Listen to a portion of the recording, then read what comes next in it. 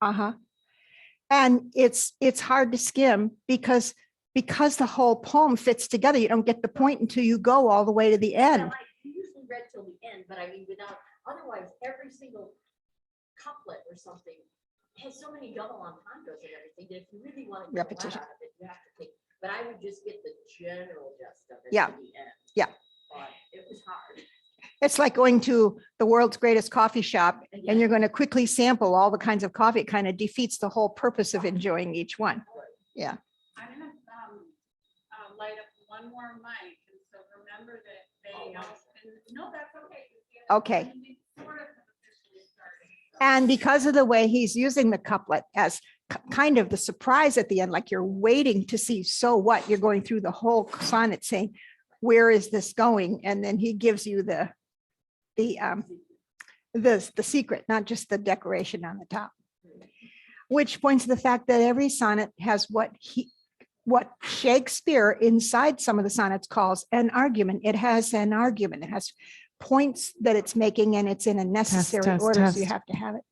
Even if you have a sonnet like, this one isn't on our list, but it's like as the waves move toward the pebbled shore, so do our minutes hasten to their end. And you could take that by itself and quote it to one of your friends or poetic, associates or something. Like as the waves move toward the pebbled shore, so do our minutes hasten to their end. So when you open with a dramatic simile like that, you wonder if he's going to just extend that through the whole sonnet and play on that and build it up and then say that same thing. Time sure passes quickly, doesn't it? Or maybe the waves move slowly, or maybe the waves move a combination of slowly, but it's so steadily that scares you about the waves. I mean, the waves are all the same. And we've all looked at waves for an hour and sort of gotten into that sort of Zen period that you get to when you watch waves move toward the shore. Did you know, trivia detail for today, all waves, no matter how wild they are, move at 17 degrees. Didn't know that. I didn't know that until I was over 60 years old. But I think that's very interesting. But when you watch how the waves dissolve, and there isn't no matter what day it is, the waves are not all the same. They get higher. There'll be several bigger waves, and then there'll be softer waves. So that analogy is very provocative for poetry, I think, like as the waves move toward the pebbled shore. But my point was, we're always waiting for the whole thing to unfold, because that's really what gives us the pleasure. And if we don't get that, then we're just dabbling around looking at pretty images or something. But when you have a wonderful sonnet, you have a whole thing put together where everything's in a necessary order and everything is feeding toward one outcome. So let's start with this sonnet, which is 17, and someone asked for sonnet 76, which is going to have a similar theme. So I thought I would put this one in here to look at the two together that kind of play on the same theme. And I like this one because it's going to introduce a theme we do see repeated. What is my verse? What does my poem mean? Why am I writing a poem about something? And what does the poem do? Who will believe my verse in time to come? If it were filled with your most high deserts. Now this isn't working. What? Oh, there it is. If it were filled with your most high deserts, though yet heaven knows it is but a tomb which hides your life and shows not half your parts.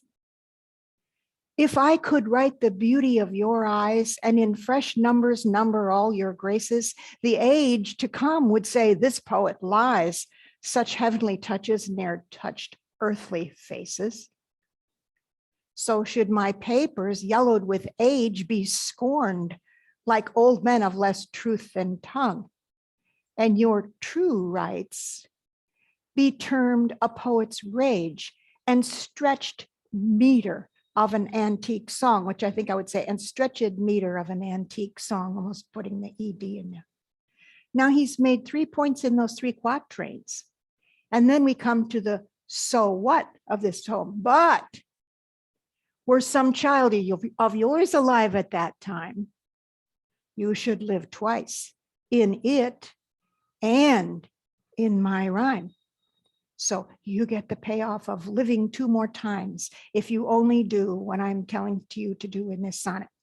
And we're not paying a lot of attention to the ordering of the sonnets or why are they in this particular order, but the scholars have pointed out that the first 17 poems, ending with this one, all are on the theme of telling a young man to get married and have children. Oh, lovely boy, you're so beautiful. I love you. I love everything about you. You should get married and have children. So, of course, as you might imagine, this has provoked enormous autobiographical curiosity.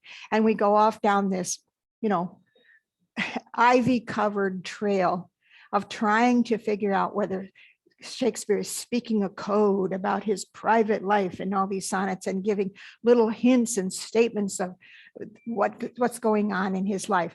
And we call that the biographical fallacy, because Shakespeare is creating a voice in this poem that he wants you to hear the voice and let the poem create its own world. It doesn't have to be I, William Shakespeare, am speaking from my own life.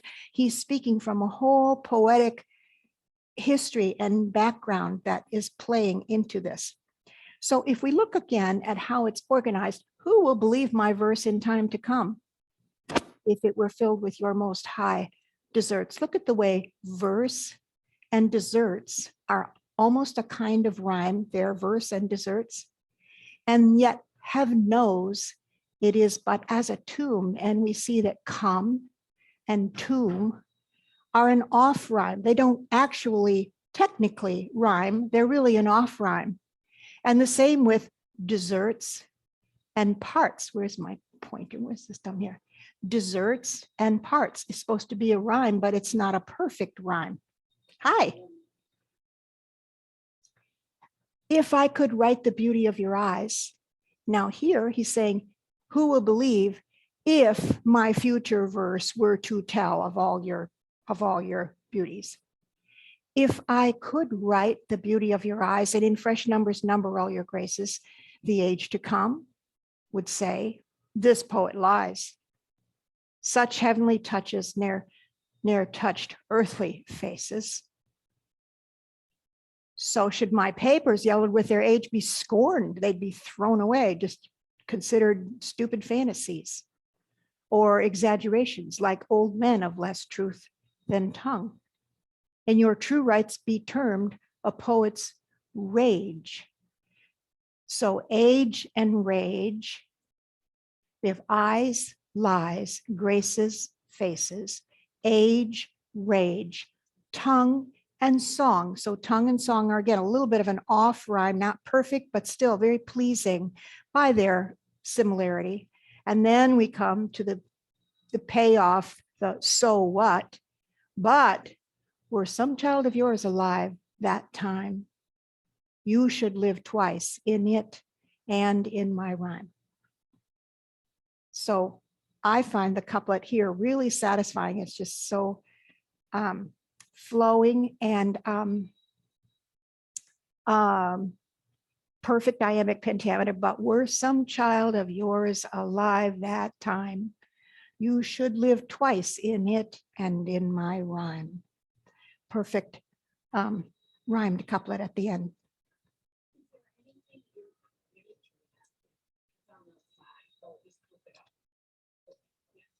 Is there anything in this particular poem that would lead you to believe he's talking about a man versus a woman? I would say right in this one, it could be either. In this particular one, no. And that is really, I think, such an interesting question for those of us who are seeing that in some poems, the speaking voice. Now, the other question is, are we always sure the speaking voice is a man? Just because it's a Shakespeare poem doesn't mean he would always have to write in the man's voice. That's why asking who is the I in the poem is really a good place to start. I can't think of any sonnets where he speaks as a woman. I don't know if you ran across anywhere where he'd be the I in the poem speaking as a woman. But there are many poems where you would not be able to pin it down from within the poet itself. And this could be either to a man or to a woman. There is one of the first 17 that says, "Oh, lovely boy." So it is clearly to a man or to a young man to encourage him to step into marriage or to remember that times are passing and he should think about starting a family and so forth. But not a poem where the speaker loves a man. There are some poems where we do seem to have the speaker loves a man, and a great many scholars have gone in the direction of saying, therefore, Shakespeare is creating sonnets that recognize both heterosexual love and same-sex love. And perhaps that's true. I mean, there's got to be range. Same-sex orientation wasn't in, I hate to tell you this, but same-sex orientation wasn't invented 50 years ago. And there are many jokes, some jokes in Shakespeare plays that go in that direction. And certainly Shakespeare's bawdiness, Shakespeare's willing occasionally to be very bawdy, now turned into the idea of making jokes about sex and making sexy jokes in his poems. We will occasionally see that, and certainly in his plays. As a matter of fact, have you ever heard of the term Bowdlerized Shakespeare? Bowdler was an editor of Shakespeare in the 1800s who thought that Shakespeare was too naughty for high school students to read. And so he cleaned it up. And he took all the bawdy stuff out of the plays so that they could be presented in high school. So Bowdlerized means you went through it and just butchered it by cleaning everything up and taking some of the fun out of it. Also, when you see Shakespeare's plays, you sometimes see the fools do bawdy gestures and funny things that are suggestive, depending on how those particular actors take it. When I was in graduate school, there was a whole book called Shakespeare's Bawdy, B-A-W-D-Y, Shakespeare's Bawdy, that would go back and discuss all the ways of what Bowdler took out, should go back in. There's none of that in this poem, and I don't think it's very pronounced in the sonnets that we have stuff that's overtly sexy. I think he remains lyrical and some kind of love address in most of the poems, but there can be things that are amusing in them too. Now let's go to the next poem, which is 76. So after Sonnet 17, there's another group that turns away from that subject of you should have a child. Yeah, there we go. 76. And this is one that someone asked to have it considered. Kathy, do you want a set of poems in front of you, or are you fine with just the screen? All right. Why is my verse so barren of new pride, so far from variation or quick change? Now let me stop there, because a lot of times the first two lines are very important in playing the first two cards he's going to lay on the table, so you get an idea to move forward. When he uses the word barren, what kind of metaphor or simile is he pulling in? If you're barren, you're not able to have children. Why is my verse like a barren womb? Why is my verse so barren of new pride, so far from variation or quick change? Why, with the time, do I not glance aside to newfound methods or to compounds strange? Why write I still all one, ever the same, and keep invention in a noted weed, that every word doth almost tell my name, showing their birth and where they did proceed? Oh no, sweet love, I always write of you, and you and love are still my argument. So all my best is dressing old words new, spending again what is already spent. For as the sun is daily new and old, so is my love still telling what is told.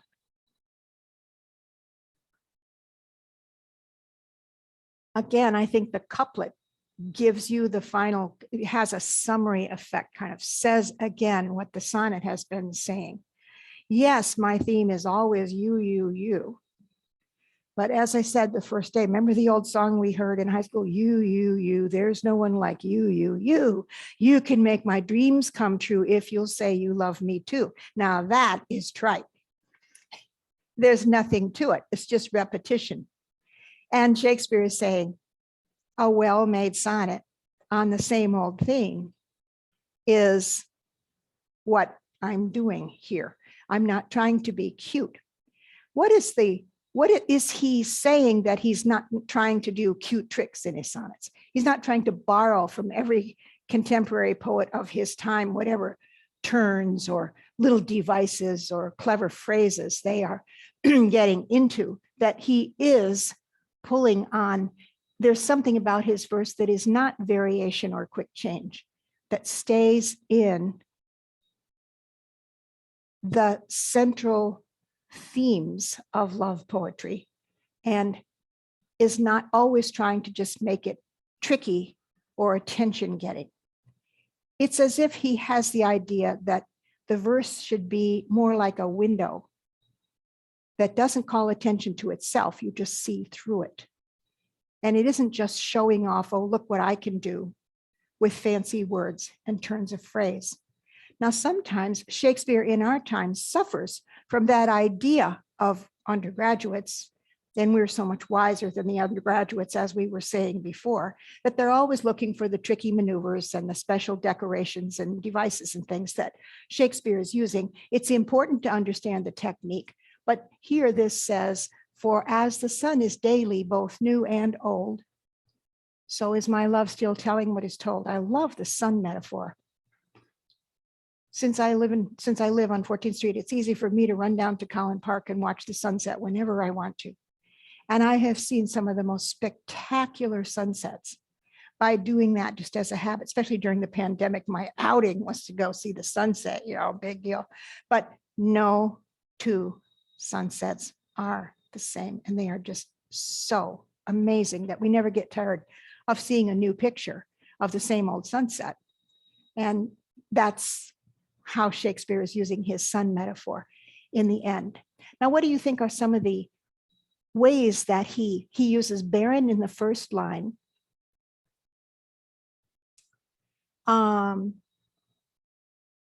Every word doth almost tell my name, showing their birth and where they did proceed, as if I have my own style, the same way that your children might look like you. There's something about me that people can identify in a sonnet. Maybe he's making a self-reference there, that his sonnets are beginning to circulate. Oh no, sweet love, I always write of you, and you and love are still my argument. So all my best is dressing old worlds new, spending again what is already spent. For as the sun is daily new and old, so is my love still telling what is sold. Now, could this be a man to a man, a woman to a woman, or a man to a woman? It isn't gendered. This particular poem is not gendered. It's certainly about love. I like this one better than the other one, a little bit than the previous one. I like it a little bit better, but it's hard to start saying one is better than the other, like a box of chocolates. You could have a favorite, but are there any things in this thing that are puzzling? Almost seems to me like he was criticized and he was defending himself. All right. Like other sonneteers of his time, and sonnets were supposed to be, every gentleman of a certain breeding and education was supposed to be able to throw off a few sonnets now and then. And it was kind of something university students would do. And like young intellectuals, they're always looking for those trademark things, the things that are new and strange and peculiar compounds. And Shakespeare's saying, no, there's no substitute for just good taste, plus some of the same old techniques that we've inherited from Greek and Roman poetry, and blend them with the powers of the English language. And don't expect me to show off little tricks. I'm just going to get the job done by the time I get to the end of the sonnet. It's sort of a prideful sonnet, doesn't say? He's almost saying, my name is on my work. Like I have my own way of doing things. And the one line I puzzled about is keep invention in a noted weed. Well, what is a weed? A weed is just the most common thing you find in every field. And there are so many kinds of weeds. But if I can use it for some invention, if I can use a common thing like a weed to invent something that serves my poem, that is the kind of variation and change that I might do. Any other questions? I like the line, oh, no, sweet love, I always write of you. And you and love are still my argument. So all my best is dressing old words new, spending again what is already spent. Okay, let's move on to the next one. Hi. Do you have your poems, or do you want to, are you fine with just seeing them on the screen, or do you want me to give you a copy? Oh, you got them. Yeah. All right. Oh, you only have one? Oh, here's the whole set. Okay, and we're now looking at the third one. So this is Sonnet 18. This is among Shakespeare's top 2 or 3 sonnets. This is more beloved and more anthologized than almost any of his sonnets. Shall I compare thee to a summer's day? Thou art more lovely and more temperate. Rough winds do shake the darling buds of May, and summer's lease hath all too short a date. Sometimes too hot the eye of heaven shines, and often is his gold complexion dimmed, and every fair from fair sometime declines, by chance or nature's changing course untrimmed. But thy eternal summer shall not fade, nor lose possession of that fair thou owest. Meaning ownest, that you own, that fair that you own. Nor shall death brag thou wanderest in his shade, when in eternal lines to time thou growest. So long as men can breathe or eyes can see, so long lives this, and this gives life to thee. Now, what is this? So long lives this. His poem.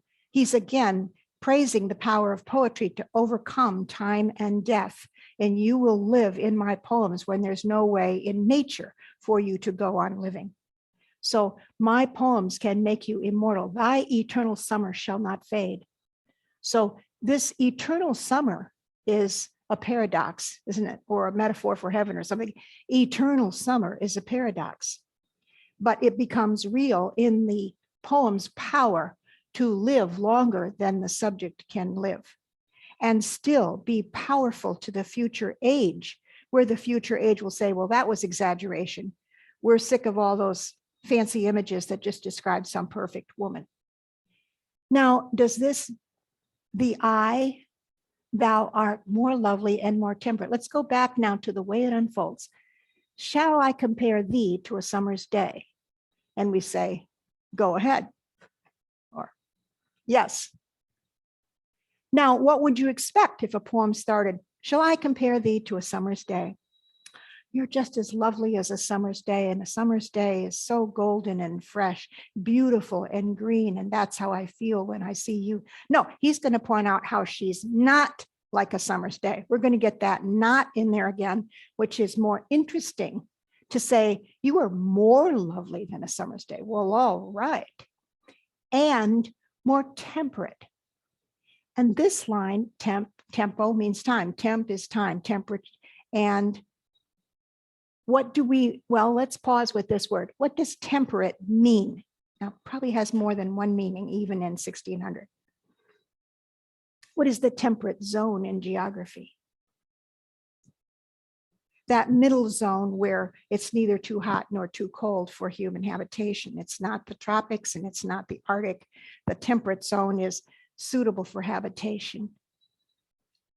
Yeah, thou art more lovely and more temperate.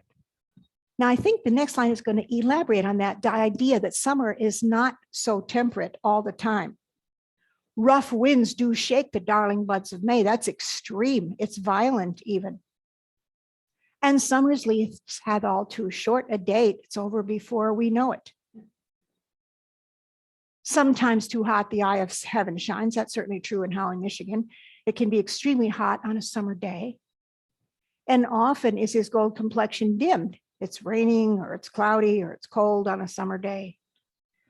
And every fair from fair sometime declines by chance or nature's changing course untrimmed. So it's nature that makes everything fair, grow and become beautiful from a child to a person, and then, age some more and lose the beauty of youth.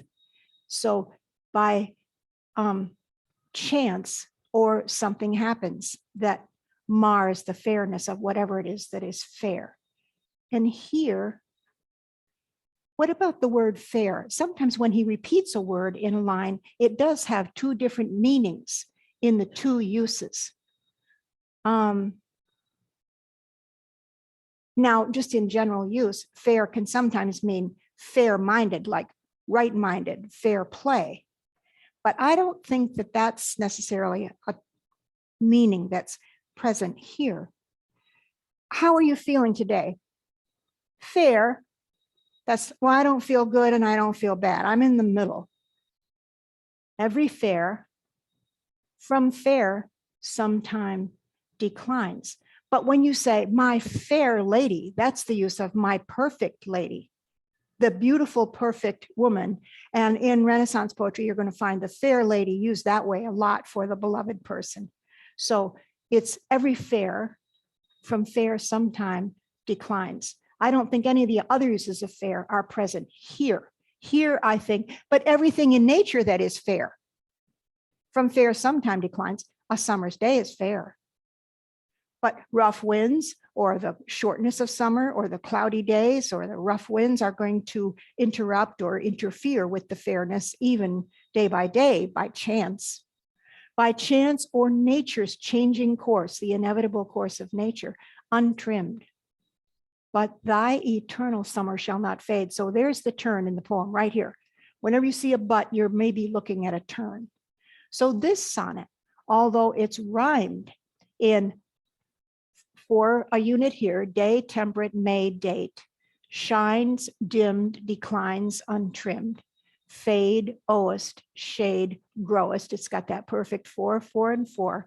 And yet at line 9, the last 6 lines do form a but about how thy eternal summer shall not fade. And so he's again comparing her to a summer's day in a different way. Shall I compare thee to a summer's day? Thou art more lovely and more temperate. And then these elaborate on that. But thy eternal summer shall not fade. And that's another way of comparing her to a summer's day. She is more eternal than a summer's day. Thy eternal summer shall not fade, nor lose possession of that fair thou owest. You have a fairness that is beyond time. Love conquers time, a great theme in almost every sonnet. And nor lose possession of that fair thou, nor shall death. Look at the spondes in this line. A sponde is a line by itself. Why do men then now not wreck his rod in a Gerard Manley Hopkins poem? Nor shall death brag thou wanderest in his shade. Look at all the accents in that line if you read it, kind of the dramatic way that it's being.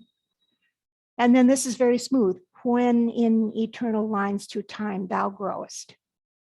So you will grow in time through my lines, eternal summer and eternal lines. And then so long as men can breathe or eyes can see, so long lives this poetry. And this gives life to thee. Okay, let's go to the next one. Any comments about this poem? Is this justly one of Shakespeare's most repeated poems and most loved poems because it's accessible and yet it is complex and subtle and very interesting in the way it uses the language. And this one was also requested.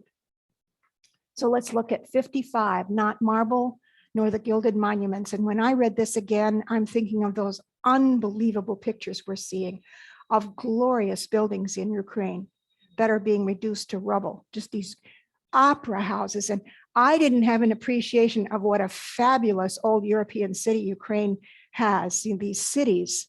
I didn't realize how big Ukraine is. I saw a map of Ukraine laid over the United States. It's the size of 2/3 of the United States. It's huge. And the symbol for Ukraine is yellow for wheat. It's one of the main wheat sources in the world. So I'm sort of falling in love with the idea of Ukraine from some of the images we're getting. But be thinking about those monuments being just ripped down. Sure, we'll have a Marshall Plan. When this is all over, if we have some kind of hopeful end to this, then we'll have another Marshall Plan like we had after World War II. Everything will be rebuilt, like Berlin rose again and Germany rose again, but those monuments will not be coming back. And much of what is destroyed is gone for good. So that feeling is here. And that was possible in the 1600s from earthquakes and other disasters that could, just instantly tumble great buildings. Not marble nor the gilded monuments of princes shall outlive this powerful rhyme. But you shall shine more bright in these contents than unswept stone besmeared with sluttish time.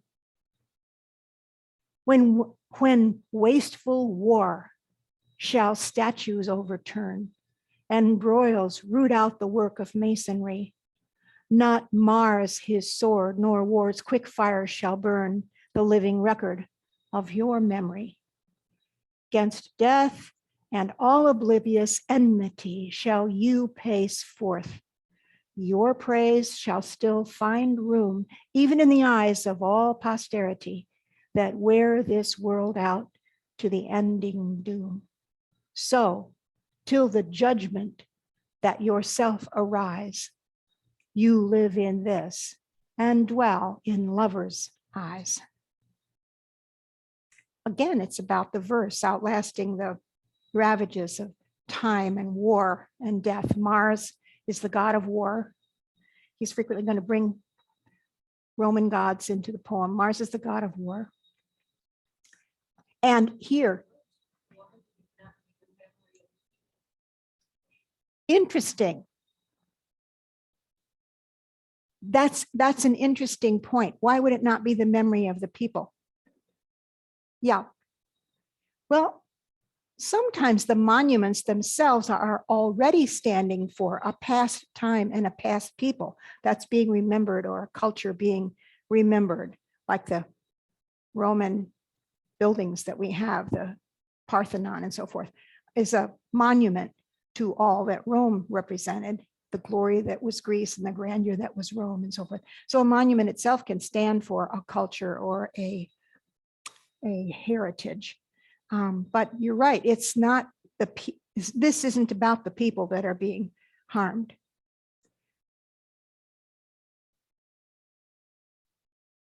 And in war, there's always hope that the refugees can be resettled. And as long as people live, they could be helped again. But once a beautiful building is in rubble, it is not coming back. It like that is not coming back. And now let's look at how this unfolds.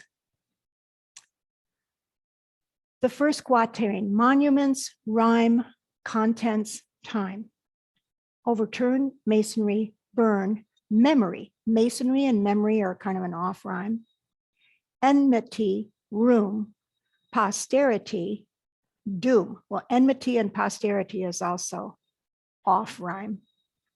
But the couplet usually has a good, a solid rhyme of so till the judgment that yourself arise. What does that line point to?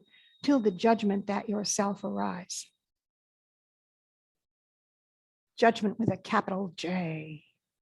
The judgment. What was the common belief of the Church of England?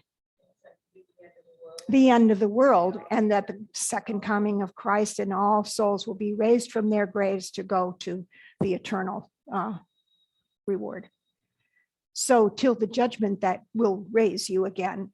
So the resurrection is just You live in this and dwell in lovers' eyes, in almost a better kind of resurrection.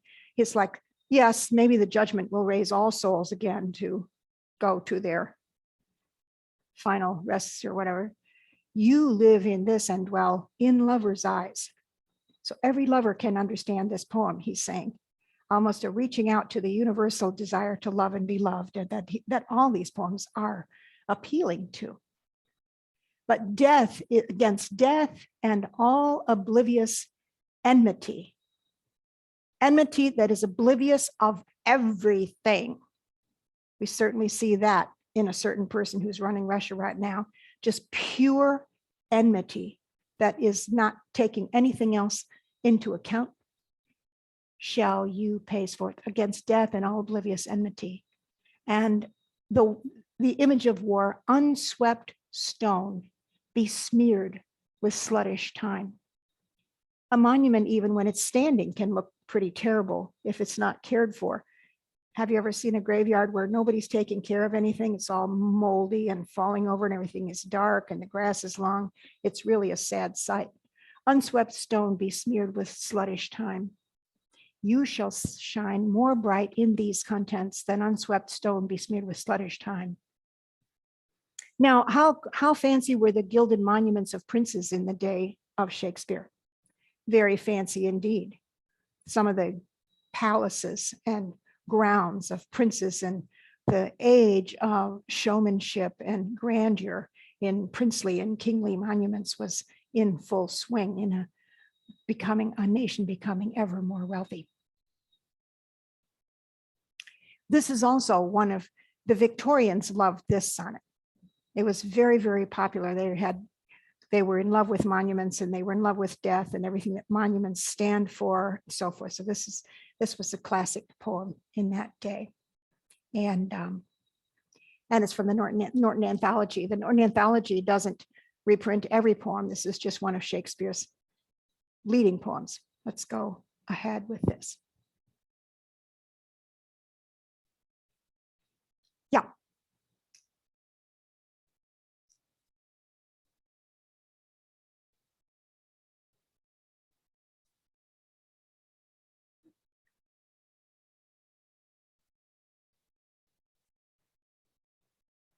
Okay. Now 116 is also one of my favorites and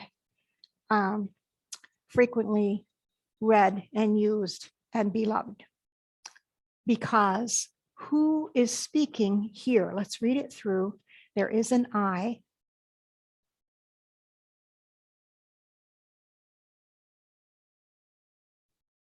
This is the only place where I comes in though. I don't see the I. Well, here's me. Okay.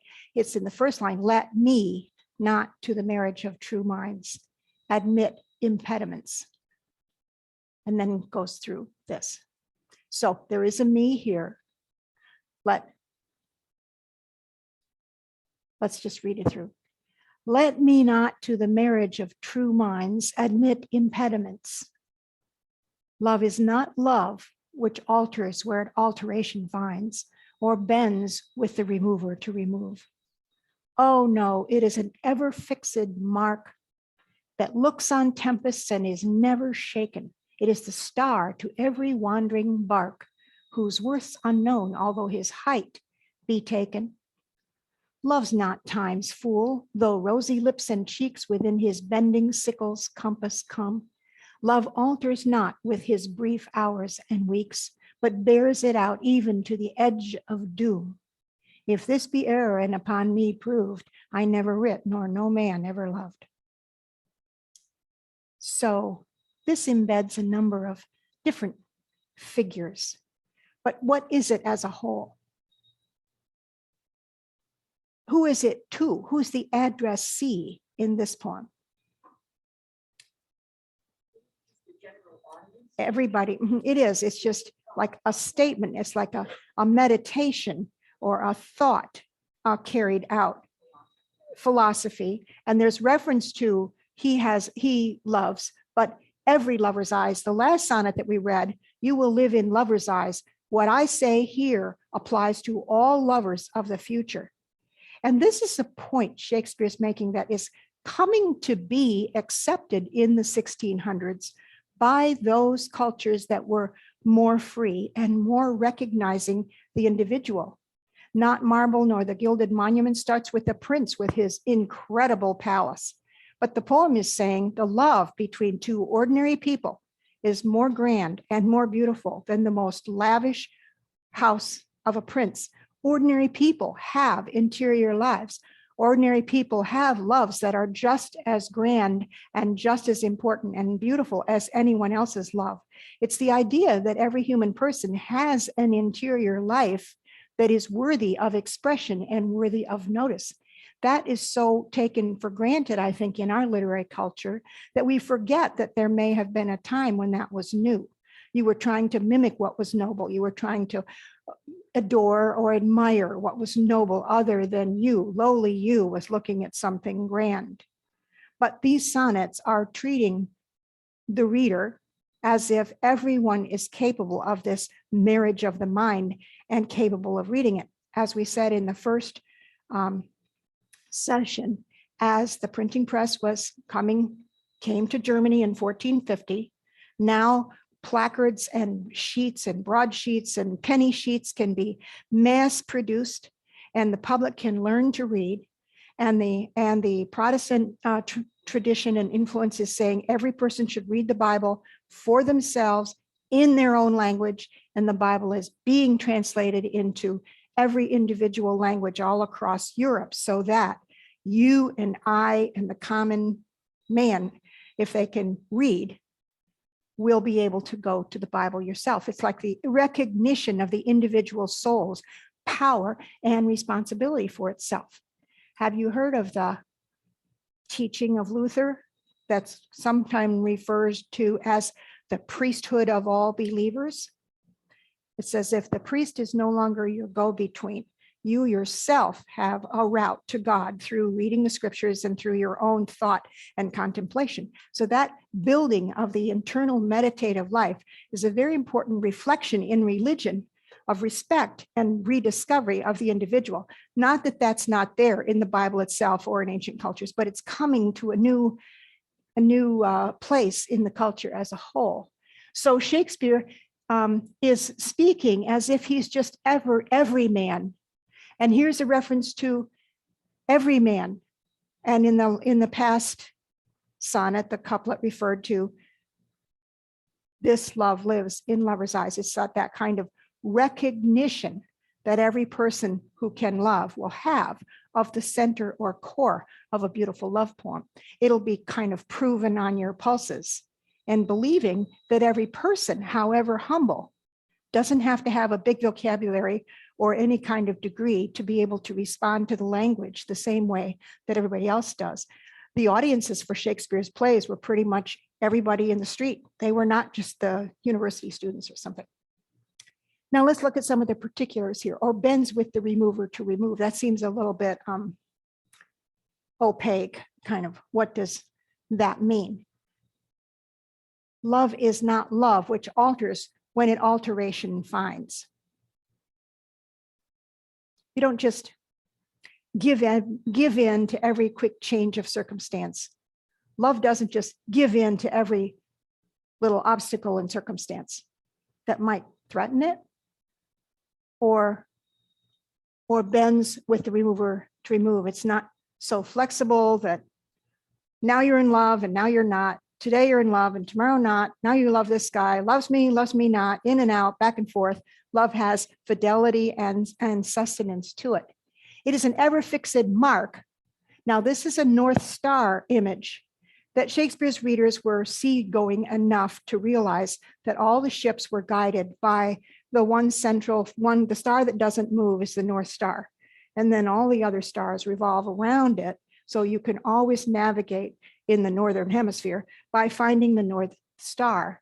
So it is the star to every wandering bark, and a bark is a ship, whose the worth of that star is unknown, although his height be taken. Now, when you went for the North Star, you used a thing called the astrolabe that had two arms like this, and you pointed at the sun, and then you measured this angle, and that told you what time of day it was. That's how they told either their position or the time. If you knew the time, you could get your position.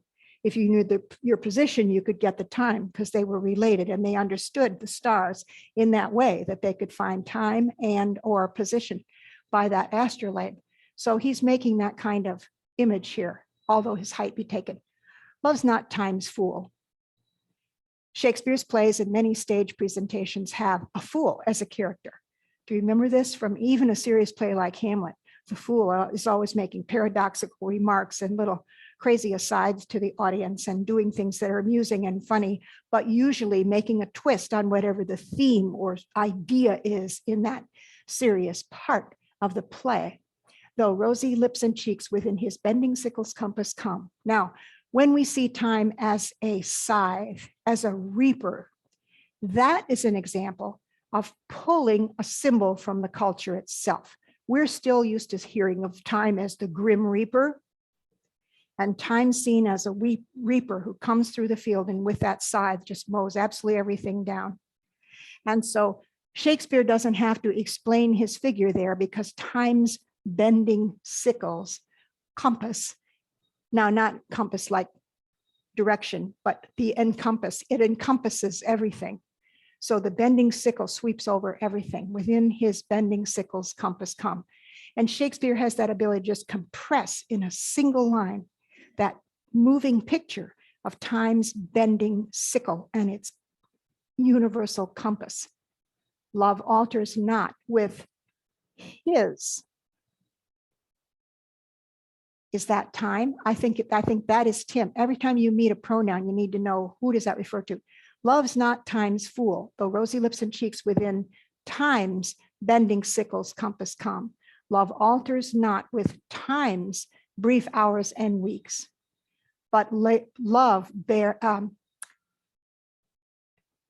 it out even to the edge of doom. Love will bear itself out even to the edge of doom.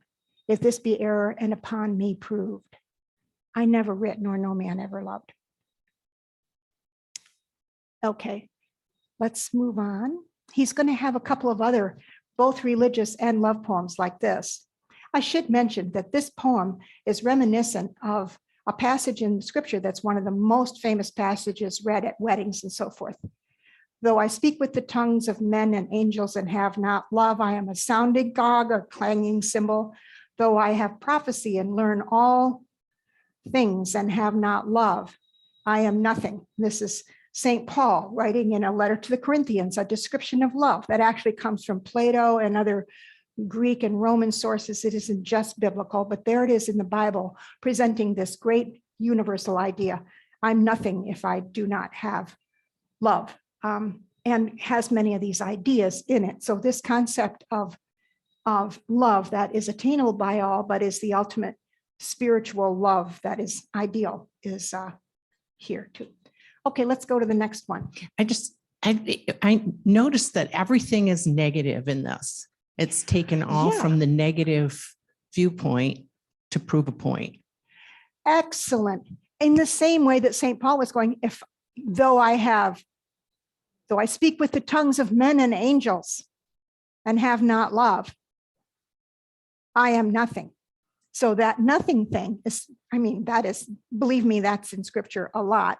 And so here it is in poetry, that powerful use of the negative that Shakespeare can do. And even in the end, if this be error and upon me proved, like if you can find a flaw in my argument, if you can go say, yes, but I never writ nor no man ever loved. And he's referring back to everyone has experienced love. So forget all your arguments, kind of like that. Love alters not with the brief hours and weeks, but bears it out even to the edge of doom. Okay, let's go ahead.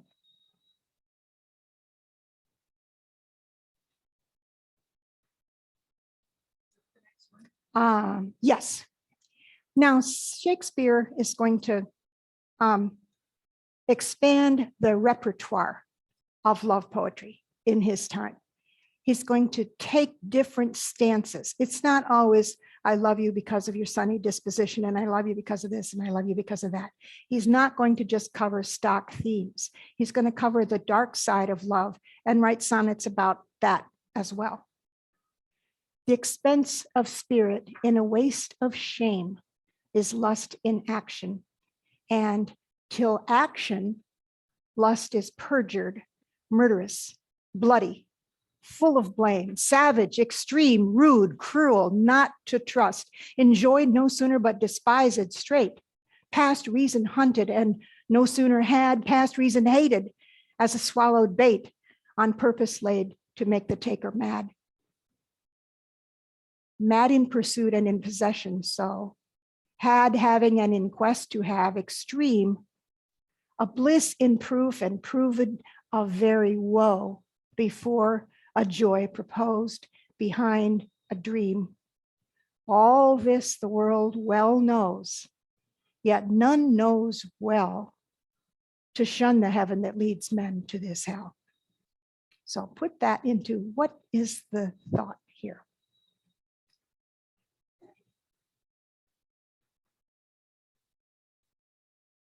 Well, let's go back to, I think the couplet is like the couplet in a very special way in this poem leads to the summary of the whole idea. So the description of lust. So the expense of spirit in a waste of shame. What would a waste of shame be? Is it like with lust, all the shame that goes with it is in a way wasted. It doesn't do anybody any good. Is lust in action? And until it becomes action, lust is perjured. Well, I'm not sure what that means, but murderous, bloody, full of blame, savage, extreme, rude, cruel, not to trust. Rust is really, really bad.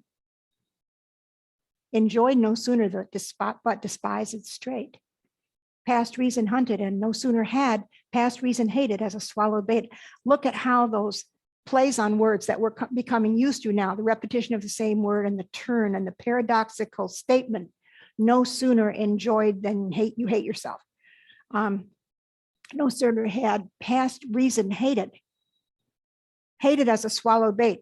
What's the swallowed bait? Well, that's the fish who took the bait and now is caught and going to suffer and die. So past reason hated as a swallowed bait.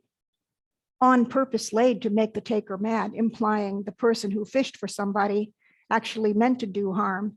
And they certainly did get harmed. And somebody swallowed the bait and something bad happened. So the whole two lines could be, and kind of an analog or reference to love that involves deception or cruelty or tricking someone.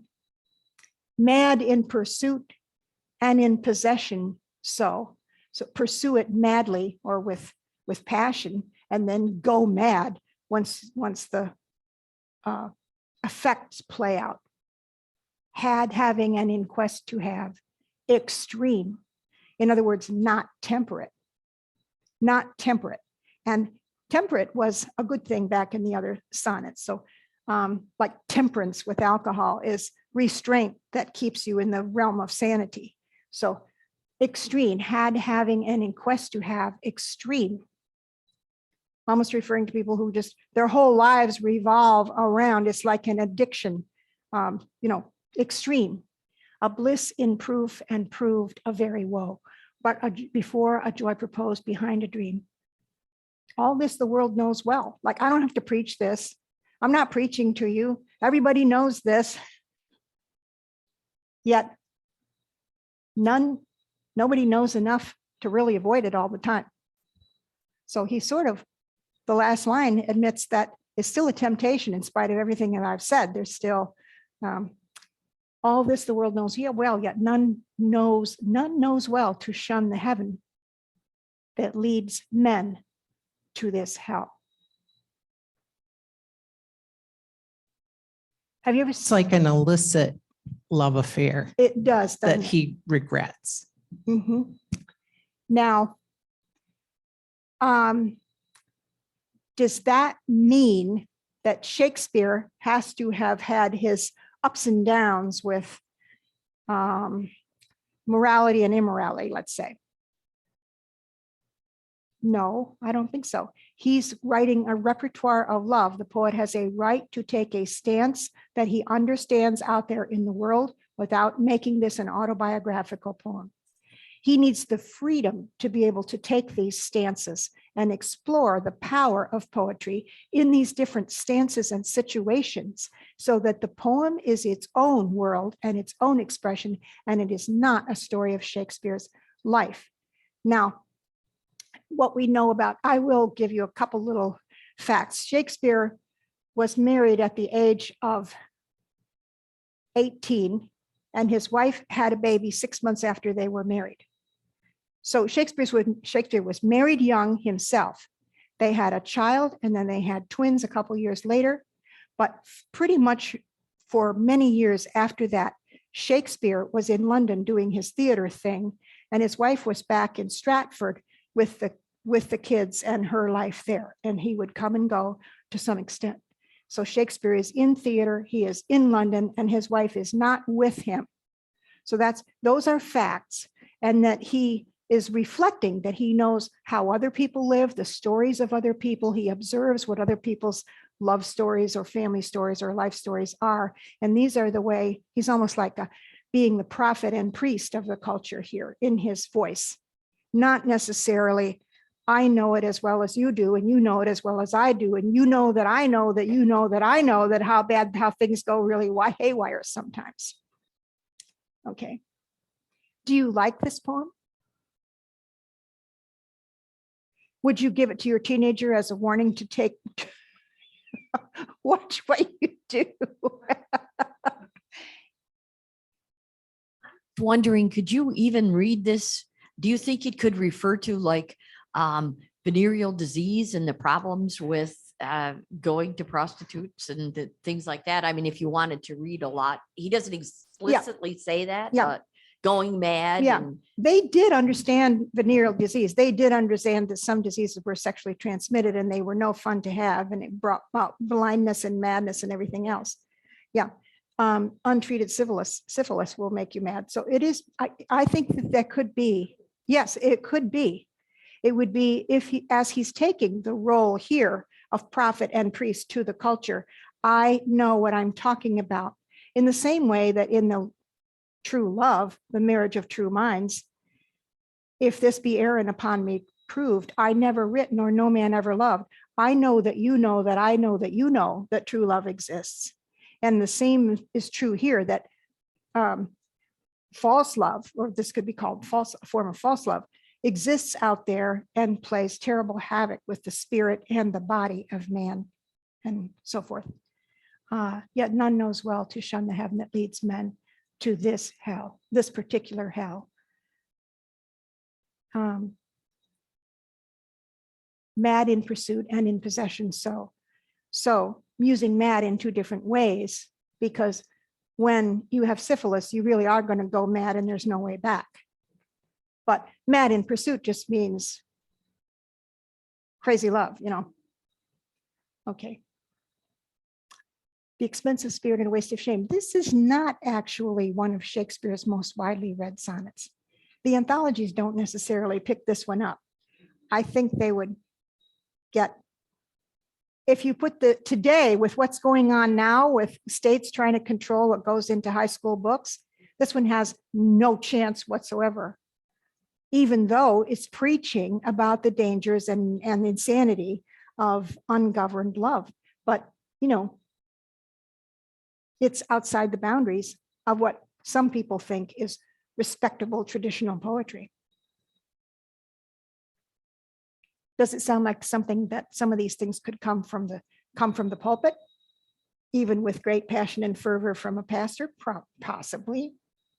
Okay, let's go ahead with this. the next one. Yeah.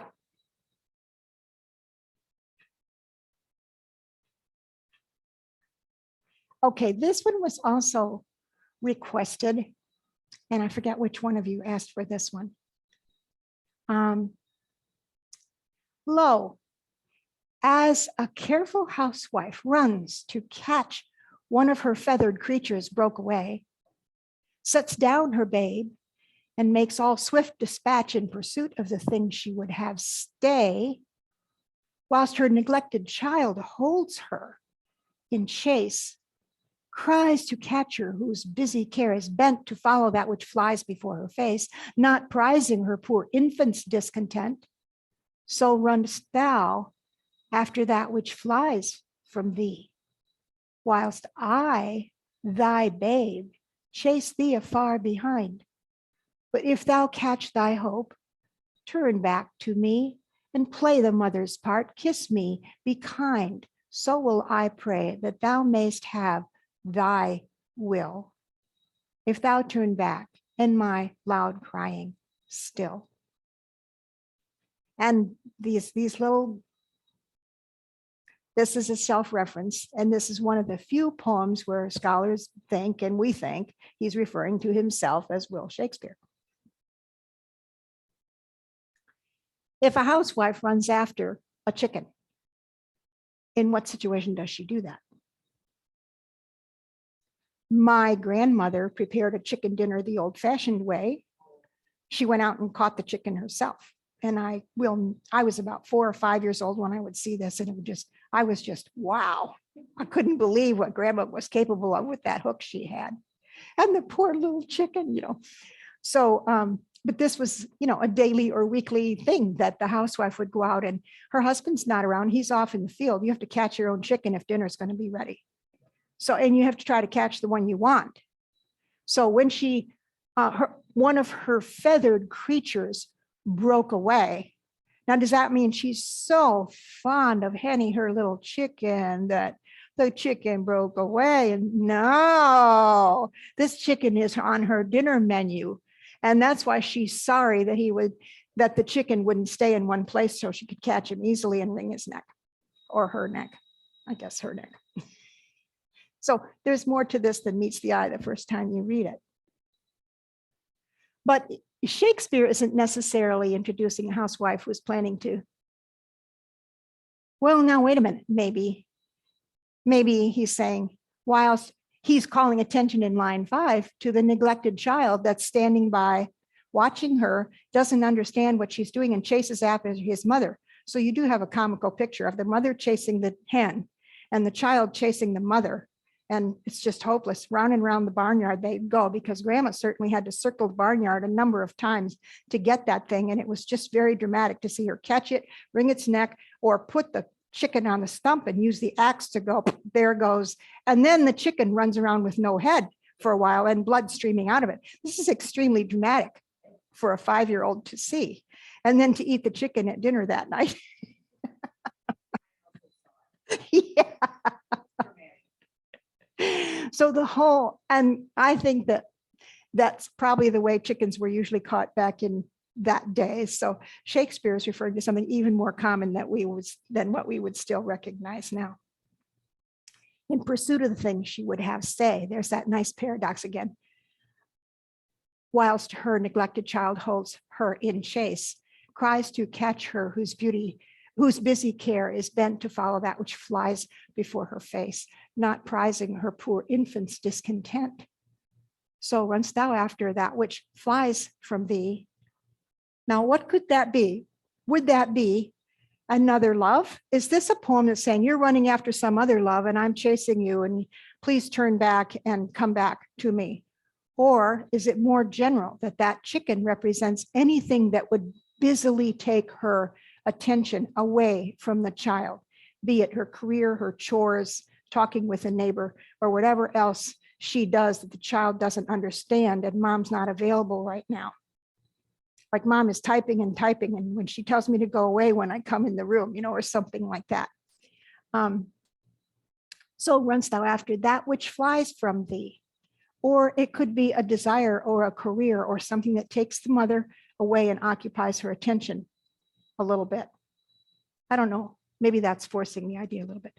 Whilst I, thy babe, chase thee afar behind. But if thou catch thy hope, turn back to me.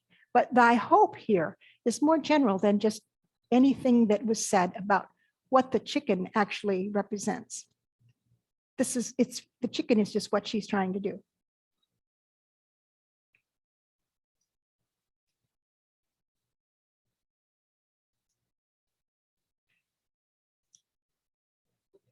Up, yeah, put it up. Yeah, there we go. Is anyone else here a military wife? This reminds, this is crazy, I know, but it really reminds me of a lot of submariners who are gone for months and they come home and all of a sudden they want to run everything and everything is supposed to stop because they're home now.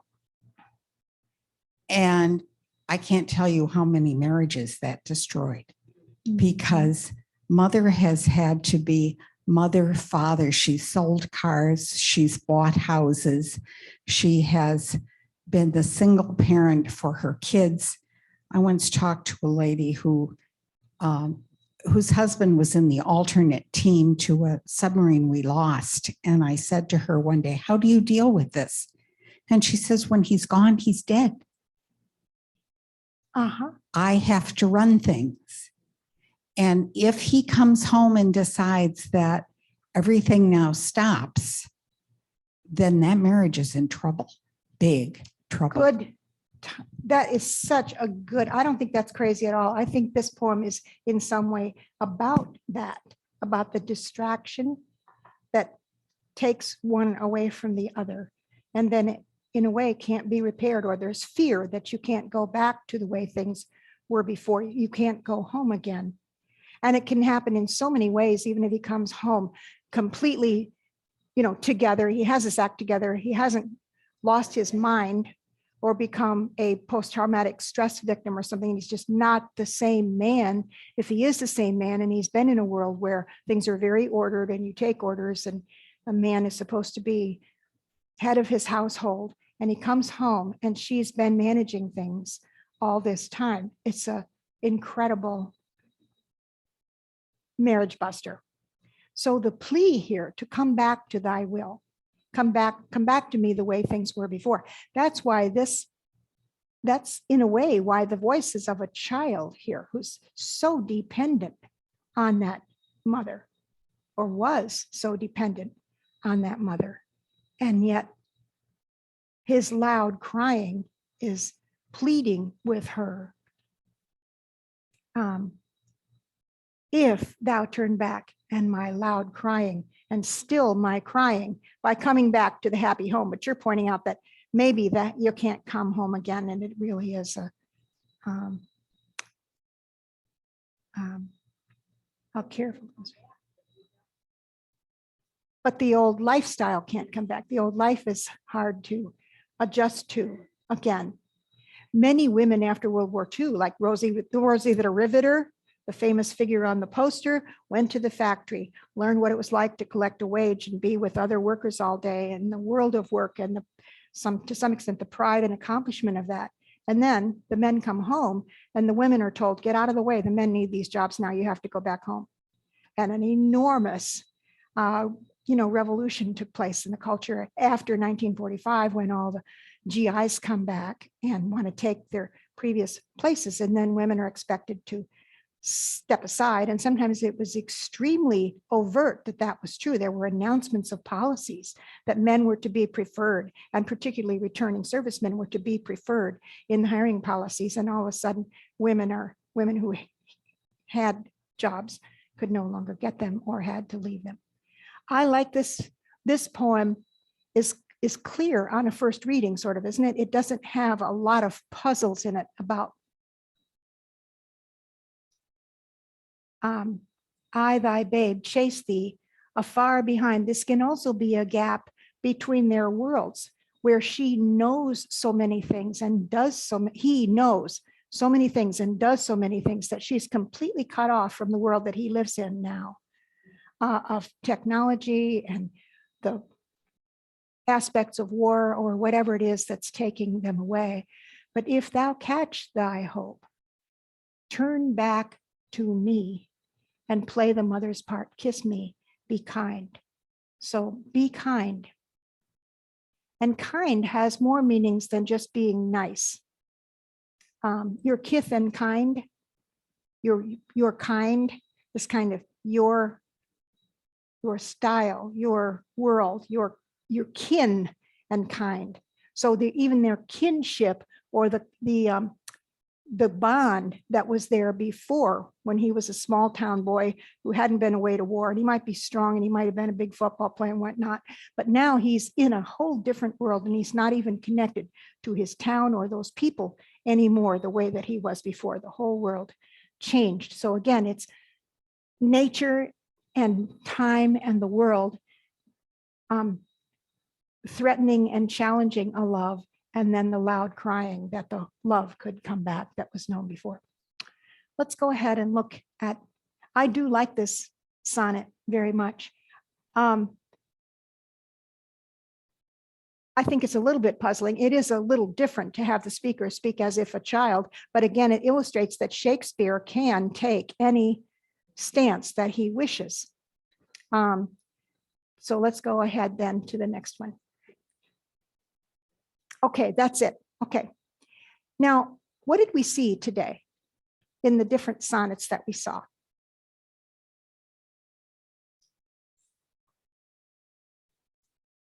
Well, we saw a lot of kinds of repetition of words and word play, where verse and deserts, knows and shows, in new numbers number your graces.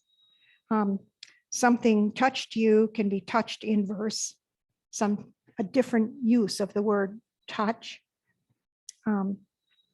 Lots of play on truth and true, what is true, and stretched meter of an antique line. We've seen a lot of play with meter in the lines. We've seen a lot of play with the rhythm of the lines. They're all not just like, I think I'll have another piece of cake. They're unfolding in this wonderful menu of ways to, like as the waves that towards the pebbled shore. That line takes its time. Like as the waves that towards the pebbled shore move, like as the waves move toward the pebbled shore, so do our minutes hasten to their end. The sounds are flowing and long, and they take their time. But some lines, I guess one angel is another's how, is very pithy and short, and it's just single words. One angel is another's how. I guess one angel in another's how. Now, did you know, speaking of angels, that in Shakespeare's time, because angel had come primarily from the Bible, therefore all angels were male. Do not think of an angel in Shakespeare's time as a pretty girl in a princess dress flying around with wings. The angels in the Bible are extremely authoritative and shadowy, and there can be fallen angels. There can be evil angels as well as good angels in the Bible. They're prophetic. They can be comforting, but they can also be challenging. They can bring terrible news, or they can bring comfort or good tidings, like the angels in, angels we have heard on high with the birth of Christ. They can bring the heavenly host singing glories, but they can also be play other roles as well. So these spirits and angels are peculiar. Okay, so now we're going to look at this one, which I think is a tremendous puzzle. And I think it takes a little prying and puzzling to get this one. Who wants to read this one for me?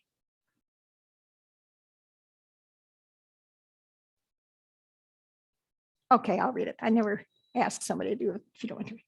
Two loves I have, of comfort and despair, which, like two spirits, do suggest me still the better angel is a man right fair, the worser spirit a woman colored ill. To win me soon to hell, my female evil tempteth my better angel from my side, and would corrupt my saint to be a devil, wooing his purity with her foul pride. And whether that my angel be turned fiend, suspect I may, yet not directly tell, but being both from me, both to each friend, I guess one angel in another's hell. Yet this shall I ne'er know, but live in doubt till my bad angel fire my good one out. Okay, how many say, okay, I'm lost? So what's going on here? I looked at what, No Sweat Shakespeare, that handy little site where you find the little translation in bonehead, straight English, what it means, says that the speaker is in love with a fair man, but a woman who's a friend of both of them is standing in the way, and she's trying to steal the man's boyfriend. That's one interpretation. I say phooey on that, because that's not really in the poem. Let's look harder at the poem and see where it could go. That's like when I was in graduate school, you would see these little posters on the bulletin board. It would say, earn $25 an hour. We'll pay you to write, the stuff that goes into Instant Shakespeare or Cliff's Notes or stuff. So graduate students get paid a few bucks to come up with these kind of, your professor won't spit on this interpretation. But a lot of times they're horribly wrong or lame, or, they don't make any sense. But it's like Barbara telling us that she was explaining to somebody who thought they needed a Cook Cliff's Notes. It's in English. So let's look at the English more. What I just said about angels, I think, is helpful, because these two loves, I have two loves. I love comfort and I love despair. How could that possibly be true? I love comfort and I love despair.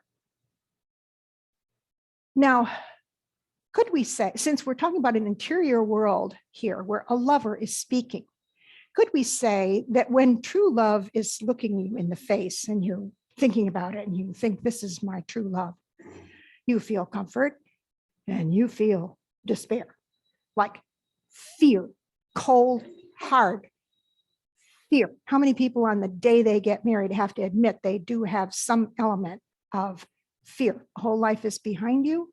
You are staking everything, the rest of your life, on this relationship. And if it doesn't work, you were wrong and you'll pay a price. So comfort and despair. Now, I want to remind you that this idea that true love is not always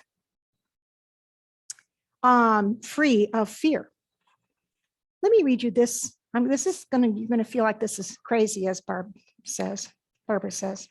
But I'm going to read you the words to a Joan Baez song you probably remember that comes from folklore. Don't sing love songs. You'll wake my mother. She's sleeping here right by my side. In her right hand, a silver dagger. She says that I won't be your bride. All men are false, says my mother. They'll tell you wicked, loving lies. The very next evening, go court another, leave you alone to pine and sigh. Go court another tender maiden and hope that she will be your bride.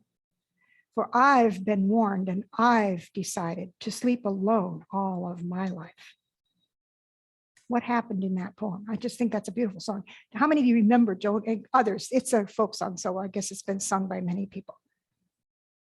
Don't sing love songs, you'll wake my mother. She's sleeping here right by my side, hinting that that's part of the same person. They're sleeping side by side in the same bed. My mother, and everything she said is with me every day of my life, almost like that. In her right hand, a silver dagger. What is that silver dagger? That's fear. That's self-protective. That's fear that the love, she's got to kill any lover who comes along, otherwise she's going to die herself or something like that. She says that I won't be your bride. So fear casts out love. So then the second verse says what the mother is telling the daughter. And the daughter, all men are false, says my mother. I mean, don't all mothers say this in some way to their daughters? You've got to watch out. There's nobody who's totally safe. You need to really understand any man that you're getting interested in. You need to really understand who you are dealing with. And that's meant to instill healthy doubt in your daughter, lest she run after somebody to regret it quickly. They'll tell you wicked, loving lies. But what happens when you decide that every man is just a liar and you can never trust anybody? Well, then you're heading toward mental illness and social being socially, off the charts, or you're heading toward a personality type that you don't want to be. You don't have a chance of having a healthy life, like the mother is alone. The very next evening, go court another, leave you alone to pine and sigh. Well, you have to assume that the mother's heart was broken. And maybe that's why the mother is alone. And maybe that's why the daughter is hearing this message, because it happened to the mother. The man's nowhere to be found. So then in the third verse, she goes and tells her lover, don't sing love songs. It's the first line of the poem. A lover is singing love songs to her. You'll wake my mother. So the speaker in the poem loves the love songs, but they're going to wake her mother, which is fear. Go court another tender maiden. Move on to somebody else and hope that she will be your bride, because I'm going to stay alone for my whole life because I've been warned. Now let's think about this other poem, and that's in the love tradition. That's Joan Baez in folklore, singing a song. It comes from this whole tradition of love brings about fear. And two loves have I of comfort and despair. The minute I'm really falling in love, I'm also freaked out because of what that means. Which, like two spirits, now they're both spirits. So we take that seriously. They're both spirits in a way. They do suggest me still.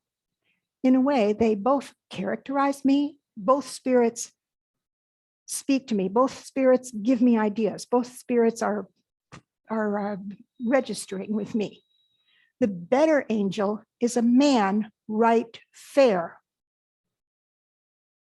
The worst spirit, a woman colored ill. Now, in Shakespeare's world, was there a tradition of all women are false? Oh, yeah. Oh, yeah, big time. All women are false. Can you think of any false women in the Bible? Jezebel, Queen Jezebel is one, and other figures in the Bible. And the unfaithful person is sometimes characterized as an adulterous woman in some of the poetry in the Bible, in Job and some of the Psalms and so forth. The adulterous woman, all women, leading to the fear that all women are false.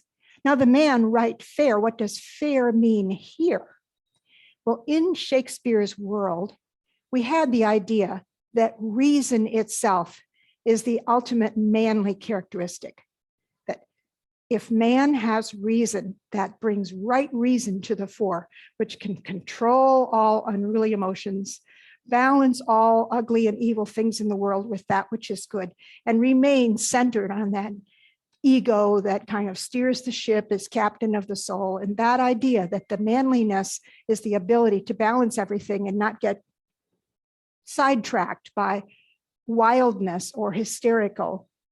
The word hysterical historically never applies to a man, even though Lindsey Graham was literally hysterical yesterday in the Senate, yelling and screaming. But men never get accused of being hysterical. Even a word like whining. The word whining is never used for men. It's only used for pets and children and women. So that whole tradition, the man right fair and the worser spirit is woman colored ill. I think that's so suggestive. Is she colored ill because she's a harlot? She's all gussied up and these big blobs of red for her cheeks and all this, eyelashes like drapery fringe. And she's just this sort of ugly, over made up person who couldn't possibly be sincere. So really, the man being the better angel and the worser spirit being the woman is more like two modes of thinking, not so much a gendered thing, and certainly not a little story that somebody's boyfriend got dragged away by a woman that's a friend to them both. And now this speaker is confused. To win me soon to hell, my female evil tempteth my better angel from my side.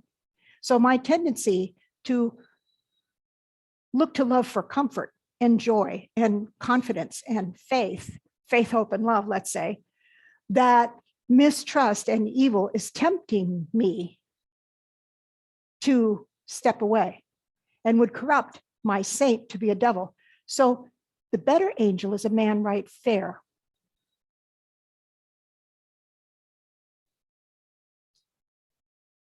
So despair is tempting my faith and trust from my side and would corrupt my saint to be a devil. So the true love I feel is also all bound up with fear and fear of losing it and possessiveness resulting from that fear, and then bad behavior based on possessiveness and everything that that leads to, wooing his purity with her foul pride. Now we have the last 6 lines, which I think and then completes the thought, and whether that my angel be turned fiend, suspect I may, yet not directly tell. So notice here that the whole sonnet is suggest here,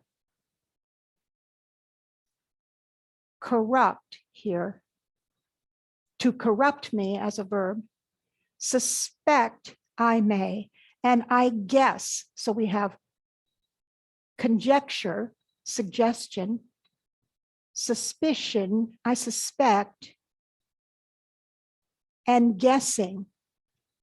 Yet this I shall ne'er know. I can never bring that around to knowing the truth, but live in doubt until my bad angel, despair, I think, fire my good one out.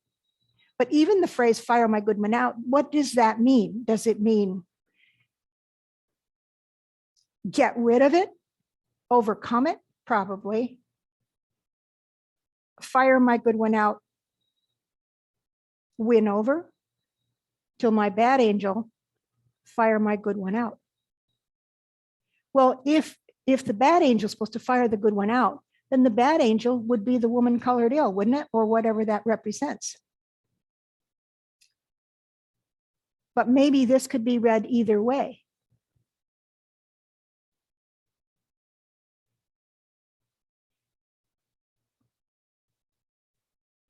The imagery this conjures up to me is like the cartoons that used to have, the devil on one shoulder and the angel on the other shoulder, Exactly. like Jiminy Cricket, so is it about your conscience? I don't know. It's about conscience always struggling between the two. And that, like, this is never going to happen. I mean, let's be at the end of the world when some clear thing comes about of perfect knowledge. I'm going to be suspecting and guessing and having to use my conscience between the two and find my way. Like, you're not going to teach your daughter all men are false because that's not true. And so you're going to hope that she can figure out between comfort and despair, between the joy of love and the rational thoughtfulness that should go into a meaningful relationship, can find their balance and have, quote, true love that will last as the result, kind of that idea. And then the cartoon, this is almost cartoonish in the way that it's referring to the woman colored ill. Shakespeare's not saying he thinks all women are colored ill or anything like that. He's just evoking this figure in the culture to help us imagine this, nor does he believe all men are right, fair, or anything like that. Anybody who would start making those interpretations is just not reading the sonnet very well. They're just getting carried away.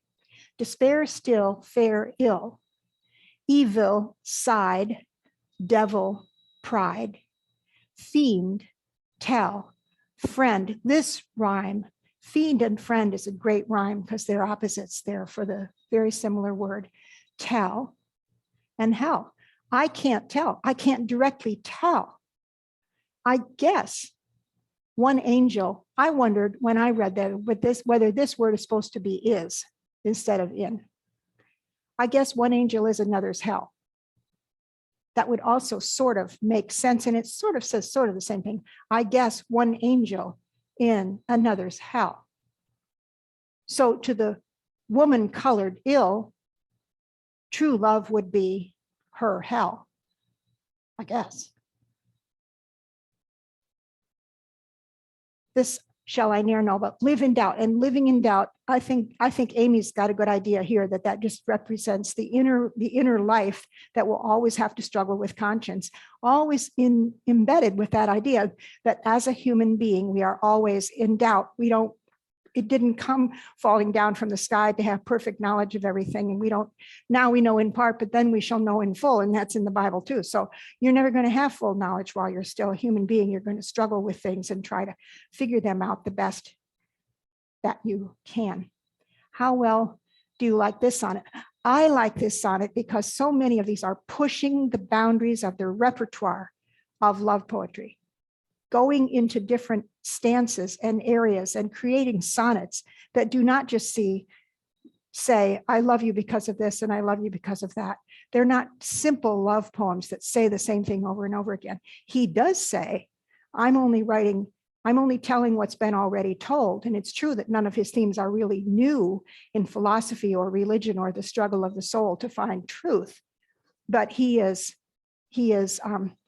pushing the form of sonnet and the beauty of the sonnet and the ability to turn an idea and play with it through paradox and through the sounds of the words to give it a richness that it couldn't possibly have if you would just say the same thing in simple words and try to boil it down to one simple sentence. So for next time, I'm going to suggest that we look at, I think in the email that I sent you, I listed 5 poems, but I can give you the numbers now so you're ready to how you can look that up. That time of year thou mayst in me behold is number 73. Poor soul, the center of my sinful earth is 146. When to the sessions of sweet silent thought is 30. And then since I left you, mine eye is in my mind is, is it 113?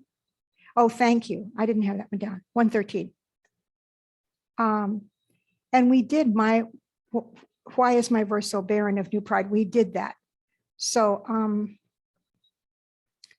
I would suggest 106, but that's optional because you can come next week with a new suggestion of a sonnet that you saw or you're puzzling out, or because of one sonnet you thought of another one and you'd like to, if you just cruise through those first lines, you'll see some that sort of catch your interest that might be on the same idea. Amy was saying one theme is fading beauty, and that there are so many things that time and nature threaten love, but love and time.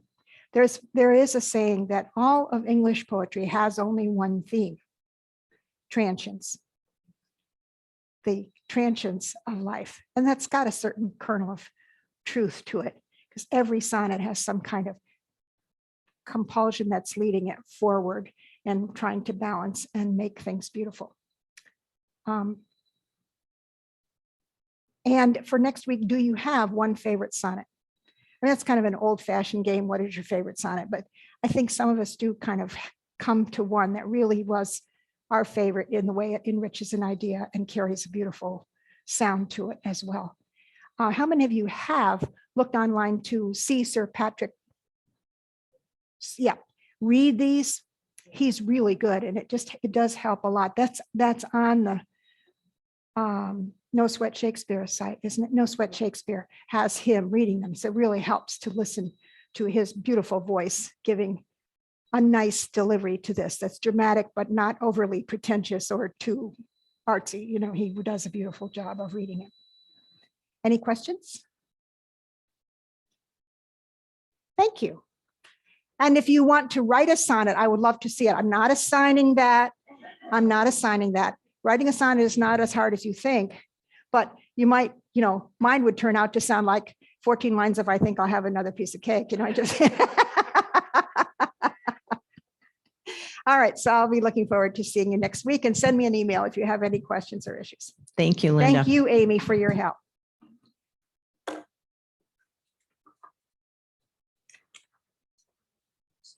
Oh, But my husband's sister has just been put on hospice.